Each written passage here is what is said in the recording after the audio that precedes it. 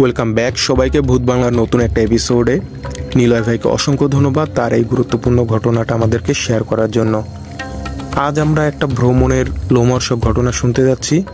একটা কথা বরাবরই মনে রাখবেন, আপনাদের ঘটনা এবং আপনাদের সাপোর্ট ছাড়া কিন্তু আমরা বরাবরই অসম্পূর্ণ।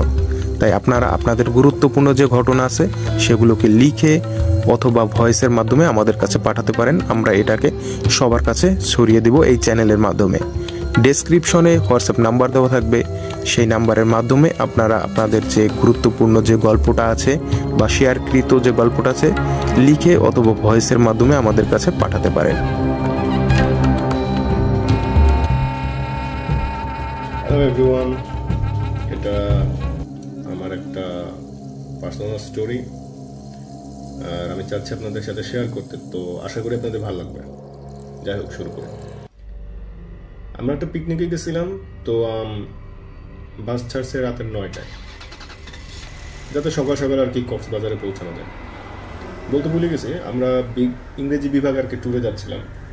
যদিও নবম ব্যাচ থেকে আমি একা লাগতেছে না, কারণ সবাই আসলে বন্ধুত্বপূর্ণ ছিল, কিন্তু বাঁধন ভাই আর কি কোনো এক কারণে আমার সাথে অনেক রাগ, আমি জানি না কে জন্য। একটু মজাই করছি, এই জন্য আর কি প্রচুর পার্ট নিতেছিল। যাই হোক, অফ টপিক। বেশ আনন্দের সাথে আর কি সবাই যাইতেছি, আমাদের বাসও দৌড়াইতেছে উড়ে দৌড়ে স্পিডে। আমরা প্রায় 40 জনের মতো ছিলাম, আর পিছনের সিট ফাঁকা, ওখানে কেউ নেই। হঠাৎ আমাদের রাকিব ভাই আছে, উনি গিটারে সুর তুলেন, মুগ্ধ হয়ে মানে সবাই শুনতেছেন, সেই গিটার বাজায়। আর এর মধ্যে আর কি হুট করে আমার চোখ পড়ছে দারোগা আপুর দিকে। উনি চুপচাপ, তবে উনি সবসময় প্রচুর লাফায়, চঞ্চল স্বভাবের আর কি। তো পিকনিকের দিনে আর কি এরকম একটা আনন্দের দিন ওনাকে আমি চুপ থাকতে দেখে আর কি অনেক অবাকই হয়েছি। তো ব্যাপারটা পাত্তা দিলাম না, ব্যস্ত হয়ে গেলাম আর কি। গান চলতেছে, আমিও গাইতেছি।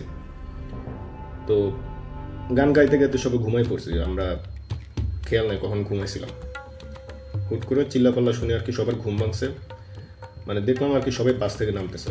বুঝলাম যে আমরা একটা হোটেলে আসছি, এখানে আর কি আমাদের রাতের খাবারের ব্যবস্থা করা হয়েছে। সবাই নামছে, বাট দারোগা আপু নামতেছে না। বুঝলাম কোনো একটা সমস্যা আছে, অবশ্যই সমস্যা আছে। কাছে গিয়ে দেখি একবারে পুরো কিউটে ঢিকবার মতো আপুটা পুরো চুপচাপ বসে আছে। খুবই অদ্ভুত লাগে দেখতে, এই টাইপের চঞ্চল মানুষকে যদি হুট করে চুপ হয়ে যায়, এসব দেখতে খুবই অদ্ভুত লাগে, বুঝুন তো। তো জানতে চাইলাম আর কি হয়েছে। প্রথমে বলতে চায় নাই, তবে আমি জোরাজোরি করার পরে উনি একটা শর্তে বলতে রাজি হলেন যে ভয় পাওয়া যাবে না। তো আমরা কোয়াট, তো রাজি হইলাম আর বললাম যে চলেন খাইতে খাইতে শুনি। তো আপু যা বলছেন তা শোনার পরে আমি বেসিক্যালি আসমান দিয়ে পড়ছি যে এই টাইপের কথা কেমন সত্যি হয়।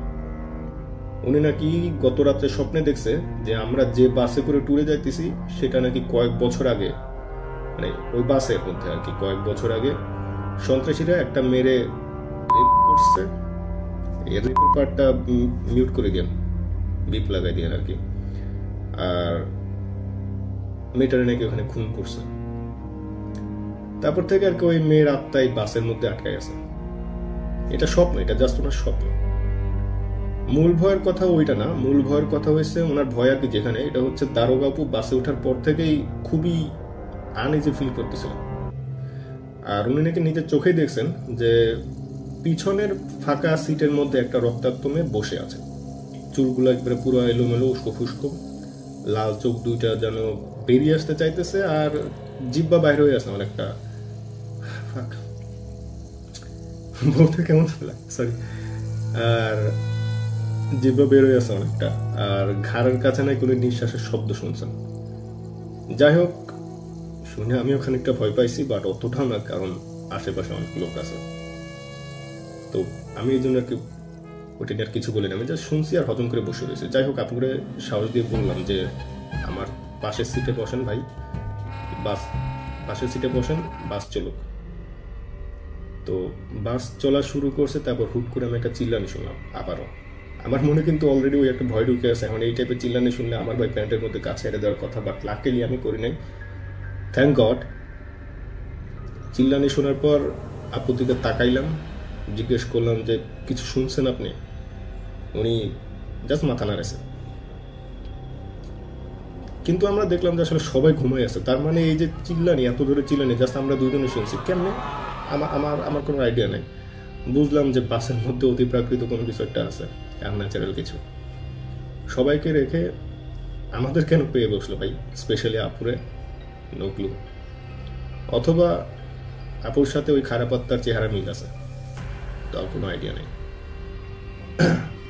চিন্তাটা মাথায় আসলো, আপুরে জিজ্ঞেস করলাম যে ক্যাম্পাস থেকে বাস ছাড়ার আগে উনি বাসের আশেপাশে গেছিলেন কিনা।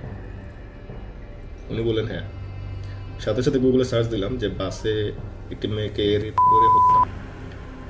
সাথে সাথে যে কয়েকটা রেজাল্ট আসলো, তার মধ্যে একটা মেয়ের সাথে দারোগাপুর চেহারা প্রচুর মিল। বুঝলাম কাহিনী কোথায়, যা বোঝার বুঝলাম। আর আমারও প্রশ্নের উত্তর পাইলাম। এই জন্যই এই স্পিরিটটা বা আত্মাটা আপুকে জ্বালাচ্ছে, আর আমার কাছে শেয়ার করে আমাকে হালকা ট্রেলার দেখাইছে আর কি। আত্মাটা রাগ করছে। তবে সমস্যা একটা থাকতেছে আসলে। সমস্যাটা হলো এই আত্মাটা এত সহজে আপুর পিছন ছাড়বে না। হঠাৎ করে দেখেছে আপু পাশে নেই। উনি কিন্তু আমার পাশেই ছিলেন, বাট হঠাৎ করে দেখি যে উনি আমার পাশে নেই। আর উনি জানলার পাশে বসা, আমি ওনার পাশে, মানে আমি বের না হলে উনি জীবনেও বেরোতে পারবে না। কেমন বেরোবে? সামনে সিটে বসা সিদ্দিক ভাইরে জিজ্ঞেস করলাম যে দারোগা পরে দেখছেন নাকি। উনি অবাক হইলেন। তারপর আমার বললেন কাঁচা টাচা খাইছস নাকি তুই? আমি বললাম না, কেন, এইসব টাইপের কথাবার্তা কেন? উনি অবাক হয়ে বললেন যে ও তো ট্যুরে আসে নাই, ও তো আসার কথাও না, সম্ভব না। আর এমন সময় চোখ পড়ছে জানলার বাইরে আমার, দেখলাম একটা মেয়ে হাইওয়েতে ঠিক পূর্বের বর্ণার মতো দাঁড়াই আছে আর কি। হতভম্ব হয়ে ভাবলাম যে কি আসলে।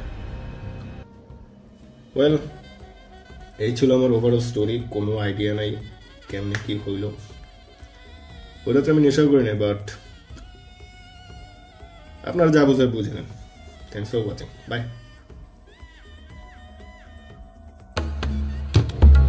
অসংখ্য ধন্যবাদ এমন একটা ঘটনা আমাদেরকে উপহার দেওয়ার জন্য। আমার কাছে ঘটনাটা অনেকটাই রোমাঞ্চকর লেগেছে। আপনাদের কাছে কেমন লাগলো অবশ্যই কমেন্ট বক্সে জানাবেন।